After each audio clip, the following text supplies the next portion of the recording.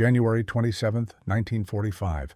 Stalagnite A, Ziegenhain, Germany. 5:30 a.m., Master Sergeant Roddy Edmonds stands in the freezing darkness outside the American barracks.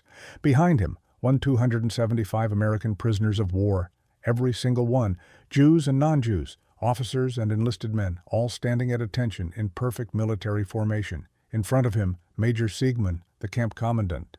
Furious, a Luger pistol pressed against Edmonds' forehead. "They cannot all be Jews," Siegmann screams in English. Edmonds doesn't flinch, doesn't blink, just looks the German officer dead in the eye. "We are all Jews here." The commandant cocks the pistol. The click echoes across the frozen parade ground. One pull of the trigger. That's all it would take. Edmonds speaks again, calm, steady. "If you shoot me, you'll have to shoot all of us, and after we win this war, you'll be tried for war crimes. The Geneva Convention, name, rank, serial number, nothing else, not religion, not race, not anything the Nazis want to know." Siegmund's hand trembles.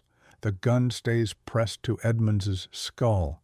Seconds pass, an eternity compressed into heartbeats. Then the commandant lowers his weapon, turns, walks away.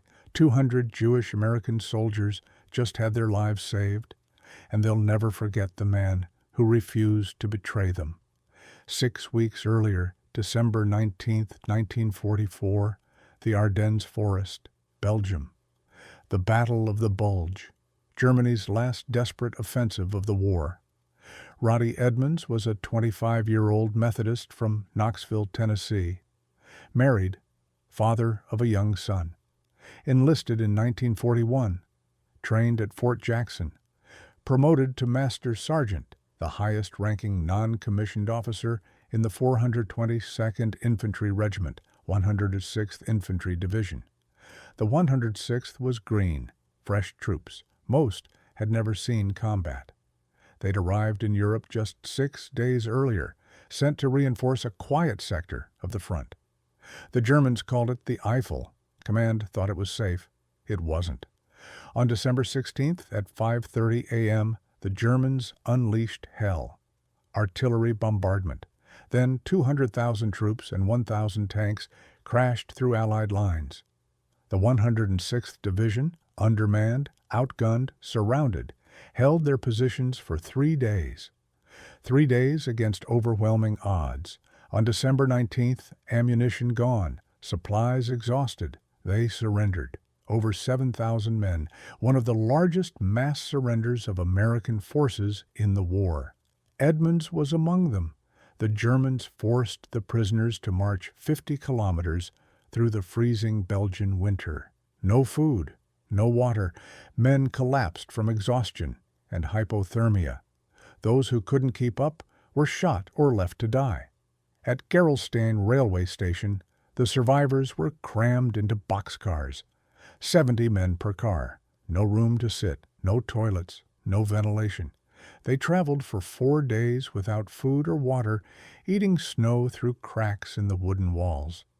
They arrived at Stalagnite B, Bad Orb, on Christmas Day, 1944. Merry Christmas.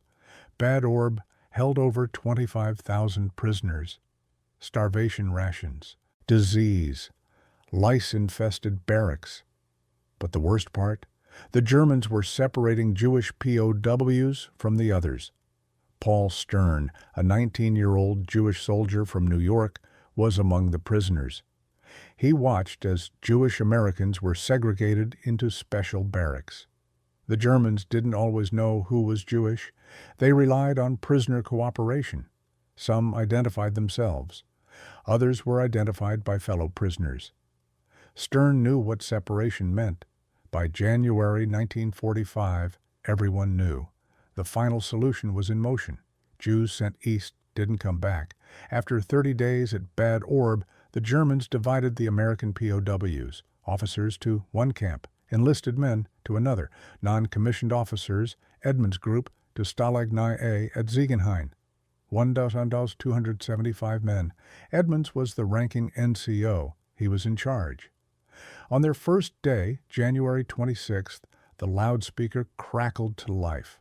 Orders from Major Siegman, delivered in English. All Jewish American prisoners will report for roll call tomorrow morning.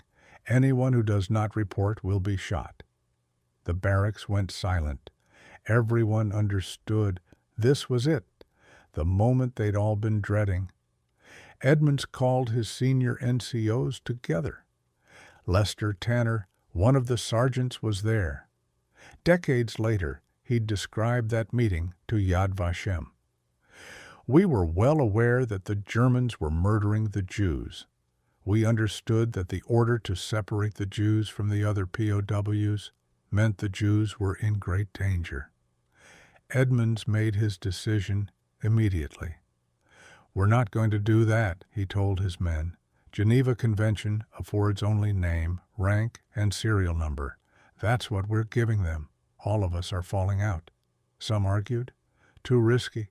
Why put everyone in danger? Just comply. Let them take the Jews. Save yourself." Edmonds refused. "All of us," he repeated. "Every man, no exceptions." That night, word spread through the barracks. Tomorrow morning, everyone outside, stand together, no matter what. Morning came, 5:30 a.m., freezing cold, dark. All 275 Americans stood in formation. Perfect ranks. Edmonds at the front. Major Siegman arrived expecting maybe 200 men, the Jews. Instead, he saw the entire camp standing at attention. He stormed up to Edmonds. "They cannot all be Jews." "We are all Jews here," Edmonds said. Paul Stern stood in formation, close enough to hear every word. 70 years later, he'd say, "Although 70 years have passed, I can still hear the words he said to the German camp commander." Siegmund drew his Luger, pressed it to Edmonds' forehead. "You will have your Jewish men step forward, or I will shoot you on the spot." Edmonds didn't move, didn't flinch. He looked Siegmund in the eye and said, "If you shoot me, you'll have to shoot all of us. And after we win this war, you'll be tried for war crimes. The Geneva Convention requires prisoners to give only their name, rank, and serial number. Religion is not required." Siegmund's face went white. The pistol trembled. One squeeze. That's all it would take. But Edmonds had called his bluff. Lester Tanner, standing nearby, would later tell Yad Vashem, "Master Sergeant Edmonds, at the risk of his immediate death, defied the Germans with the unexpected consequence that the Jewish prisoners were saved." The commandant holstered his weapon, turned, walked away, never asked again. 200 Jewish American soldiers, maybe more, survived because of that moment. The prisoners stayed at Stalag 9A for 2 more months. Conditions were brutal. Starvation rations, bread mixed with sawdust, thin soup, whatever could be scrounged. Men developed beriberi, dysentery, frostbite. Many didn't survive. But the Jewish soldiers weren't separated, weren't sent east, weren't executed. On March 30th, 1945, the second day of Passover, the Jewish holiday of liberation, American forces arrived. The Germans had tried to evacuate the prisoners days earlier, but Edmonds refused to order his men to move. He stalled, delayed, resisted until the Germans gave up and fled. The camp was liberated. Edmonds had spent 100 days in captivity. He went home, back to Knoxville, back to his wife and son.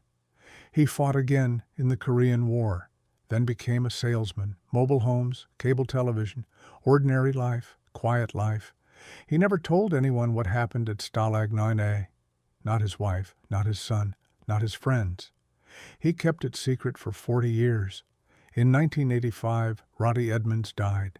He was 66 years old, 2 weeks shy of his birthday. His widow gave their son, Chris, 2 of Roddy's wartime diaries, small leather-bound notebooks filled with entries from the POW camp, names, dates, sketches, notes about post-war plans, opening a restaurant with fellow POWs, recipes to keep spirits up during starvation.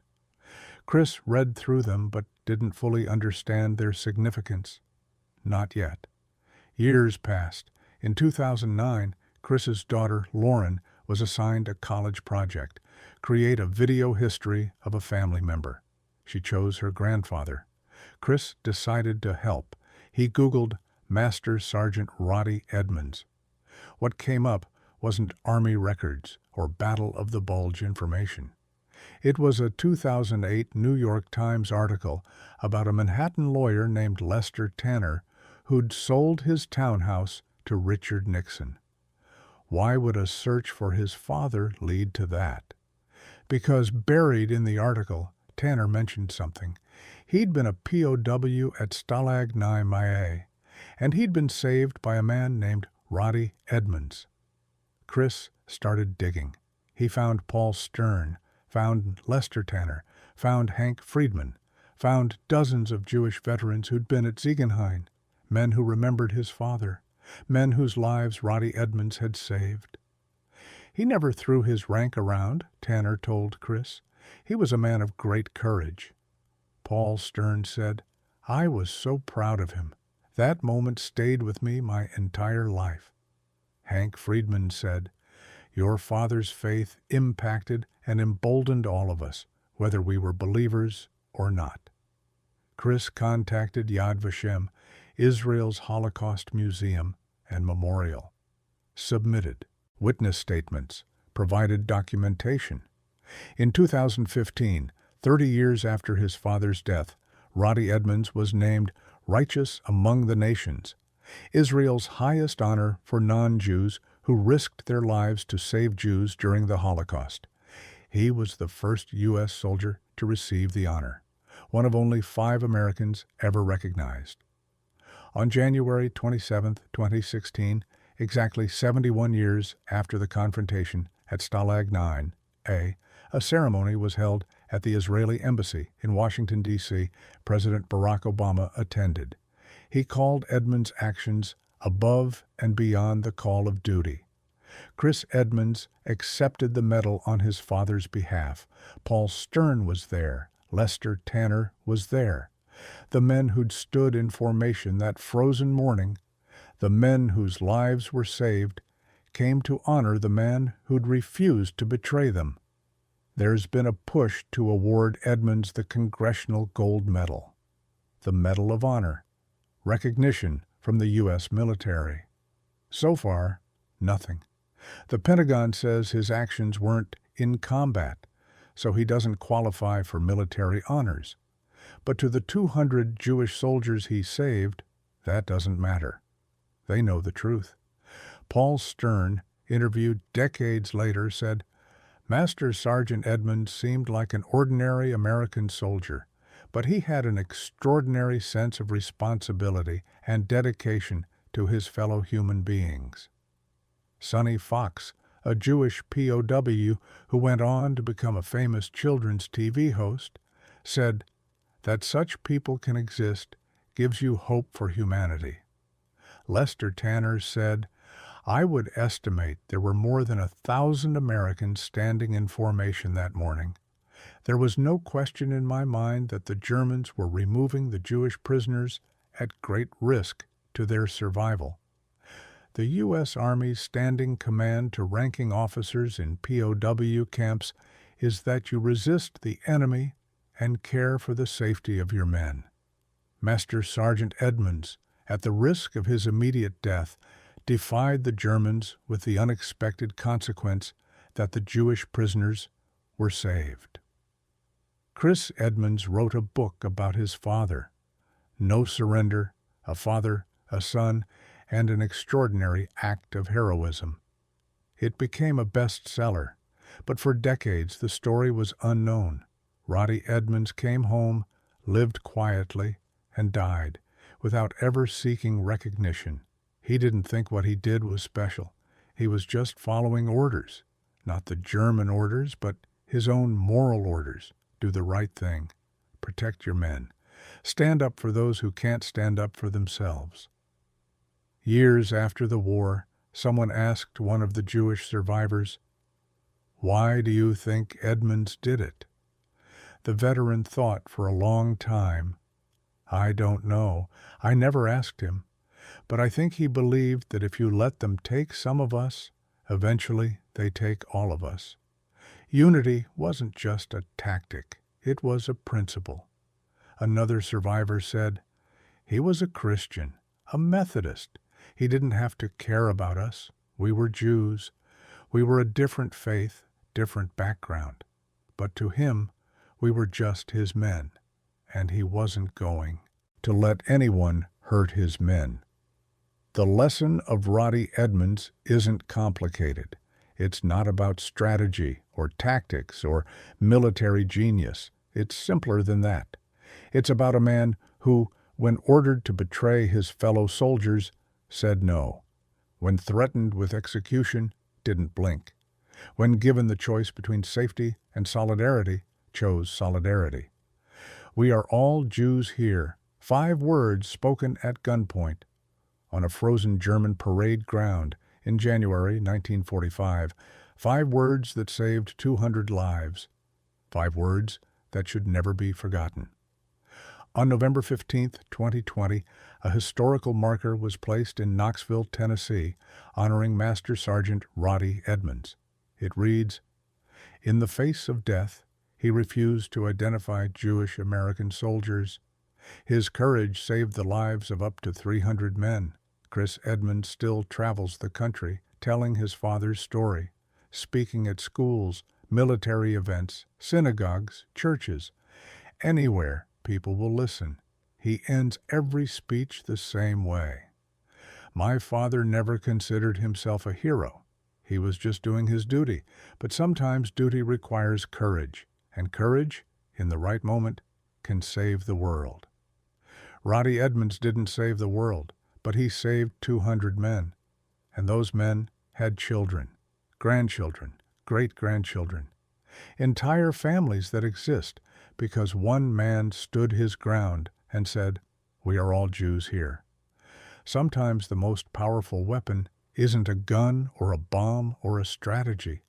Sometimes it's just 5 words, spoken with conviction, by a man who refused to look away,